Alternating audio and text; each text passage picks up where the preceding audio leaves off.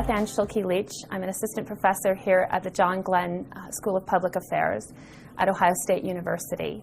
And I study innovation and finance. So the thing I was interested in looking at was the effect of energy R&D budgets and how consistent the funding was. And I got interested in this because I was looking at the NIH budgets and the doubling of the NIH budgets between 1998 and 2003.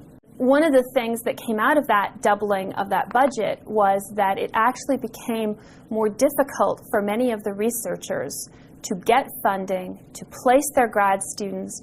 And what they found is now that the budgets have normalized, which they did after 2003, and actually started to decrease. So my interest was to see whether that was also happening with energy budgets, particularly since there are a lot of calls right now to double the size of the energy budget. So I looked at coal, and I looked at oil and gas, and I looked at nuclear power, and I looked at energy efficiency and conservation.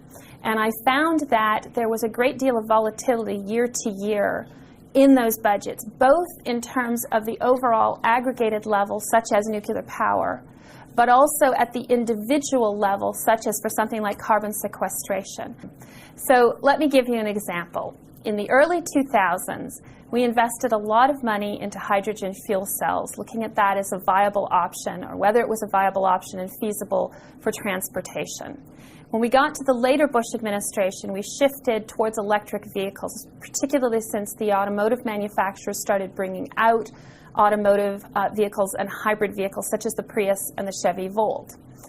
In the last couple of years, we've now gotten very interested, and a lot of adopters of alternative fuels have gotten very interested in using natural gas as an alternative fuel, particularly truck fleets. What has happened is the pools of money for alternative fuels has shifted as we've gone through each of these stages. And so all of these investments that we made in hydrogen fuel cells in the early 2000s is not being utilized and capitalized now. So people that did their PhDs in this, people who bought equipment to do it, are now finding that they've had to shift in other areas of research. So the knowledge that we gained and the capital investments that we made, we're not getting a return on those investments the way that we should be getting. One of the things that I've concluded from this research is that it's the consistency of the funding and the volatility that can be a real problem. We have a good understanding in terms of budgetary process as what happens when funding goes up significantly or when it comes down significantly. But the volatility year over year creates an environment in which there's instability and inconsistency, and we can't always make those long-term investments, both from the political process point of view, but also from the perspective of the people doing the research and the people trying to capitalize, which means you don't necessarily get the transfer of information from the laboratory to commercial products and into the market because you don't have that long-term investments that need to be made in order to do that.